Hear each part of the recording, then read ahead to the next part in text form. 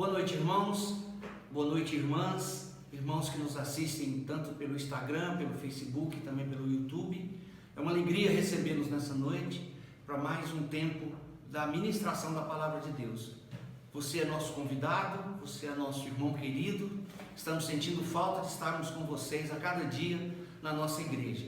Mas enquanto não podemos nos reunir com culto público, estaremos realizando os cultos através da internet. Seja bem-vindo, Deus te abençoe, abra a tua Bíblia, receba a palavra do Senhor nessa noite. Não se esqueça, você que nos assistiu pelo YouTube, seguir o nosso canal, compartilhar, se inscrever, que nos ajuda aí a cada dia. Deus te abençoe, graça e paz, boa noite.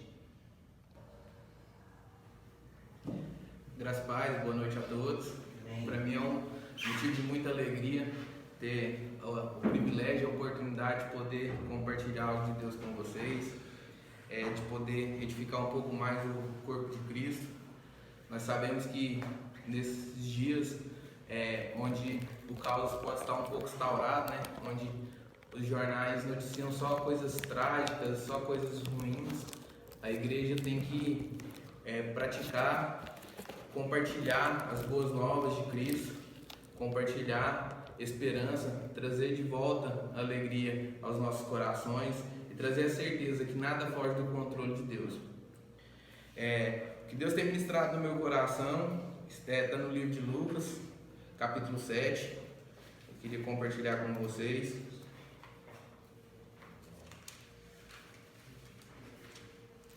Texto bastante conhecido. Lucas 7, verso 11. Que diz assim, Lucas 7:11 diz assim: E aconteceu que no dia seguinte ele foi à cidade chamada Naim, e com ele iam muitos dos seus discípulos e uma grande multidão. Ora, quando ele chegou perto da porta da cidade, eis que ali um homem morto era carregado para fora, filho único de sua mãe, que era viúva. Uma grande multidão estava com ele. E vendo, o Senhor se compadeceu dela e disse: Não chores. E chegando-se, tocou o esquife, e os que levavam pararam. E ele disse: Jovem, digo-te, levanta-te. E o que estivera morto sentou e começou a falar. E ele entregou a sua mãe. E a todos sobreveio um temor, e eles glorificaram a Deus, dizendo: Um grande profeta se levantou entre nós, e que Deus visitou o seu povo. E este rumor sobre ele se espalhou à porta de toda a Judéia e por toda a região ao redor. Sabe, esse foi o primeiro milagre que Jesus realizou, ressuscitando um morto. Ele ressuscitou 3, que foi a filha de Jairo, o filho da viúva de Naim e Lázaro. Esse foi o primeiro que ele fez. E, assim, para a gente pensar, seria muito difícil, né? É muito trágico quando uma mãe perde o seu filho. Mas para essa viúva, em especial, ela perdia mais que o seu filho. Ela perdia também a esperança. Porque naquela época ela tinha que lidar com o preconceito de ser mulher, o preconceito de não poder trabalhar, de não ter como tirar o seu sustento, o preconceito de ser viúva. E a única pessoa que ela teria para adquirir sustento para sua casa morre. Então ela olha ali pro seu filho morto e ela para e pensa: e agora o que eu vou fazer? Da onde eu vou tirar o meu sustento? E isso pode, na situação que a gente está vivendo nos dias atuais, para a gente é muito relevante o ensinamento que Jesus deixa nesse texto.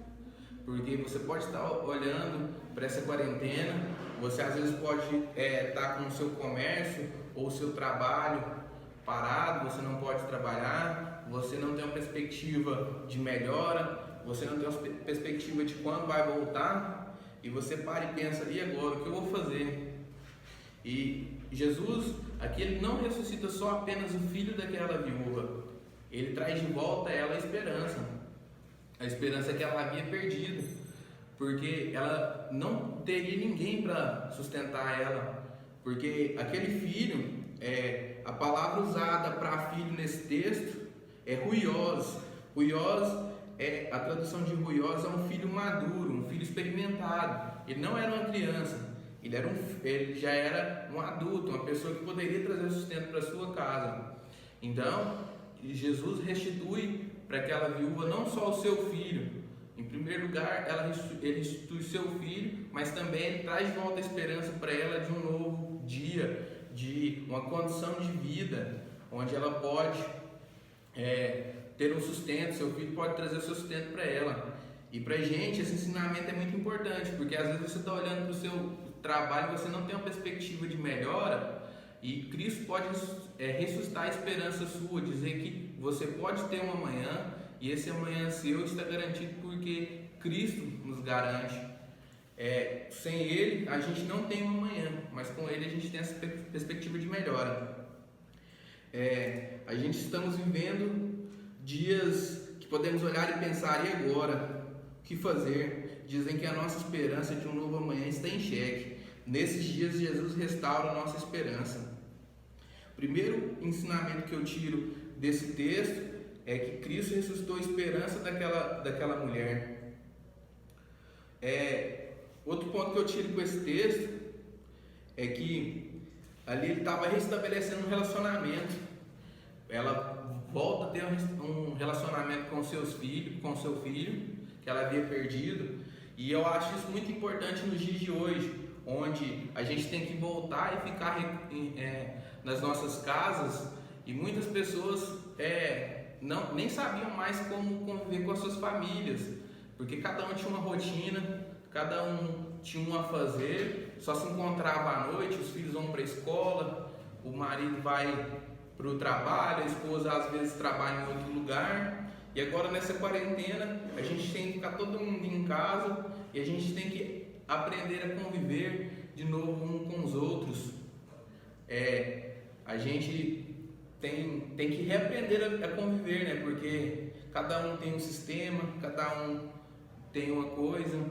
Então a gente tem que aprender de novo. Você, como fica mais tempo junto, então o que Deus restaurou aqui na vida dessa viúva, Ele restaurou o relacionamento dela com o seu filho, porque trouxe ele de volta à vida. E Ele nos ensina que Ele traz de volta a esperança para a gente, Ele restaura os nossos relacionamentos, porque esse é um tempo da gente nos relacionar com a nossa família. Quanto tempo que você não tinha tempo às vezes de brincar com os seus filhos? Você está tendo tempo de brincar com os seus filhos, de ajudar a sua esposa a cuidar da casa, o tempo que você não tinha. E nessa quarentena você está tendo esse tempo. Você pode arrumar aquela tomada que ela sempre pediu para você consertar. Você tem esse tempo. Deus está restabelecendo o nosso relacionamento. Outro ponto que eu tiro desse texto é que em tempos difíceis a gente amadurece. Tem uma frase que eu vi um dia que tempos difíceis geram homens fortes. Porque um texto que eu queria usar para ilustrar isso está em Romanos 8.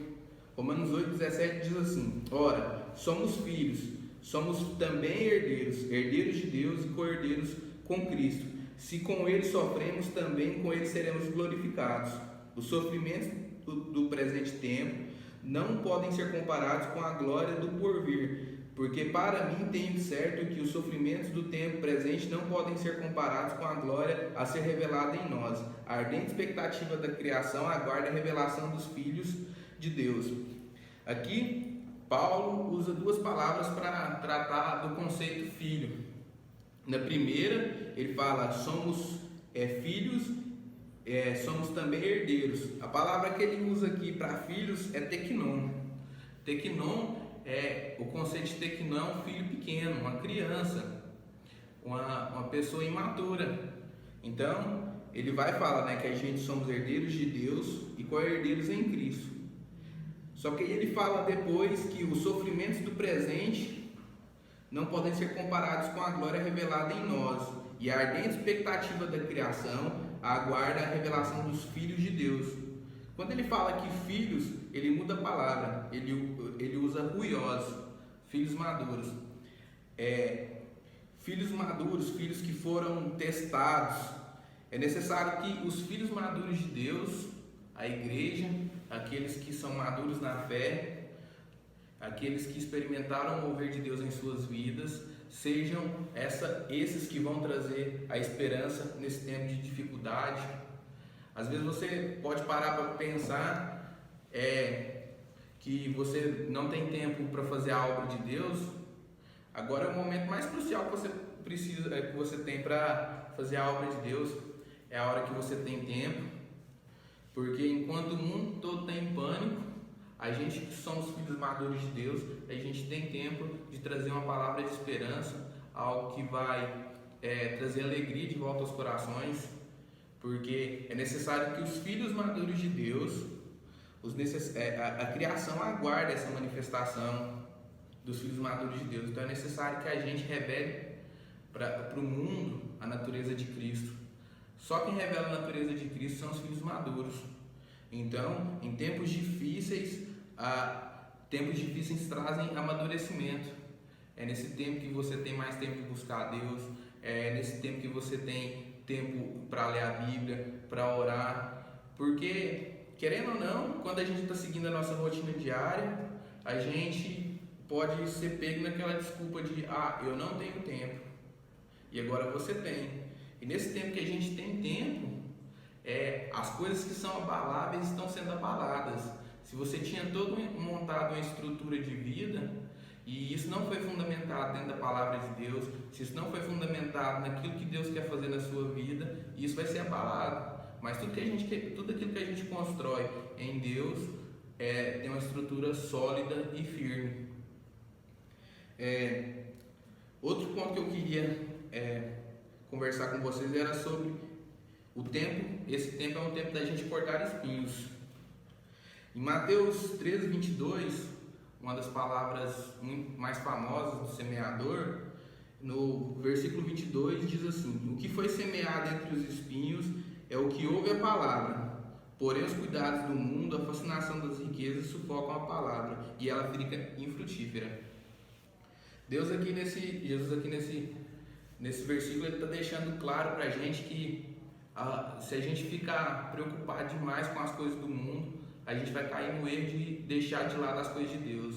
Ele não fala aqui que essas preocupações não eram legítimas, mas ele diz que esse é o único lugar que fala que a palavra pode ficar ineficaz. É quando a gente preocupa mais com as coisas do mundo. E isso leva a gente a perder, a não encontrar o que de verdade é importante para a gente.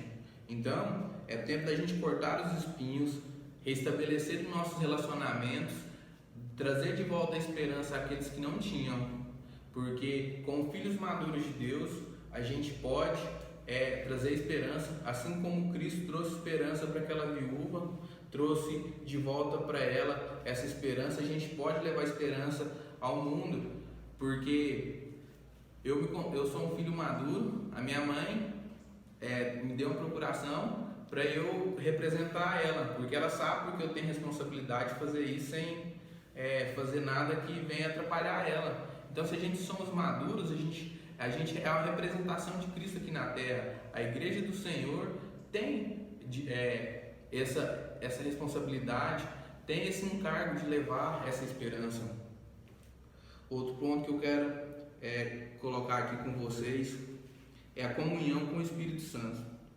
Em 2 Coríntios 13, diz assim: a graça do Senhor Jesus Cristo, o amor de Deus, a comunhão do Espírito sejam com todos vocês. Aqui, Paulo está falando de novo que a gente necessita de ter uma comunhão com o Espírito Santo. Isso é um ponto que eu acho bastante importante. Por quê? Porque o Espírito Santo é o nosso ajudador, aquele que nos consola, aquele que nos direciona. E em Romanos falam que todos aqueles que são filhos de Deus andam através do Espírito. A gente tem que ser guiados pelo Espírito.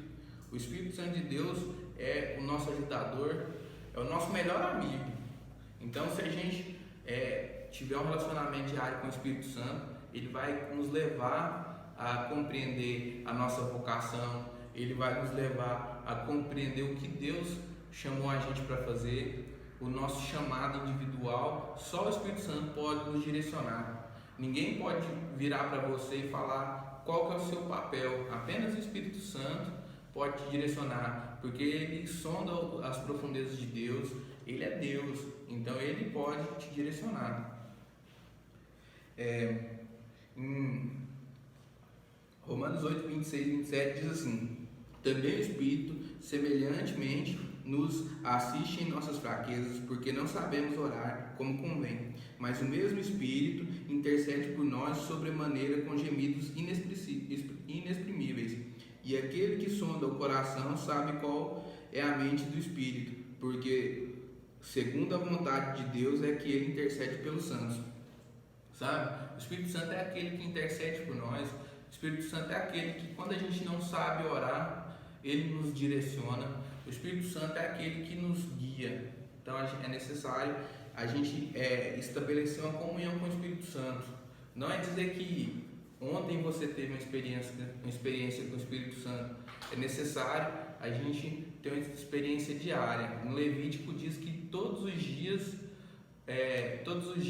o ministro tinha que colocar lenha no altar para o fogo nunca se apagar. Nós somos os ministros desse santuário que há em nós, o templo e morada do Espírito. Então, todos os dias é necessário que a gente coloque lenha nesse altar, para a gente, quando fala de pôr lenha, para não todos os dias ter uma comunhão diária, porque o Espírito Santo é que vai levar a gente a compreender tudo que Deus tem para nós. E outro ponto que eu quero compartilhar com vocês está também aqui que assim, na nossa rotina diária, trabalho, estudo, às vezes se torna uma desculpa para nós tirarmos um tempo em Deus, em oração, comunhão com o Espírito. Nesses dias Deus está levando a gente a ter comunhão. É tempo de voltarmos a estar com Ele. É tempo da gente praticar de verdade o Mateus 6,6, que é entrar para o nosso quarto, fechar a porta e orar a Deus. É tempo da gente aprender a adorar em espírito e em verdade, porque só quem anda no Espírito consegue adorar em espírito e em verdade. Em Apocalipse fala que o testemunho de Jesus é a profecia. Então não existe lugar mais profético do que o lugar onde o nome de Jesus é pregado. Então todo lugar onde a gente fala do nome de Jesus, esse lugar se torna profético. E esse lugar sendo profético, eu queria deixar com vocês algo para trazer esperança. Queria que vocês pegassem esse texto no espírito de vocês para trazer esperança em vocês. É Romanos 8, 28, um versículo bastante conhecido que diz assim: sabemos que todas as coisas cooperam para o bem daqueles que amam a Deus, daqueles que são chamados segundo o seu propósito. Então, você pode ter esperança, você pode ter fé, você pode ter de novo a alegria. A minha oração nessa noite é para que Deus traga à sua memória aquilo que te traz esperança, que Deus traga à sua memória, te faça lembrar da vida e da vocação de Jesus, tudo que Ele trilhou para que a gente tenha um amanhã. Como diz um hino bastante antigo, né? Porque Ele vive, eu posso crer no amanhã. Porque Cristo morreu e ressuscitou para que a gente possa ter vida. Então, a minha oração é para que o Espírito Santo traga à sua memória tudo que te traz esperança, porque nada foge do controle de Deus. Como o John Piper falou, a nossa esperança está em Deus. Se a nossa esperança está em Deus, a gente nunca vai ter essa esperança frustrada, porque Deus não é homem para que minta. Deus não vai contra a sua palavra. Se a palavra dele diz que é, então é.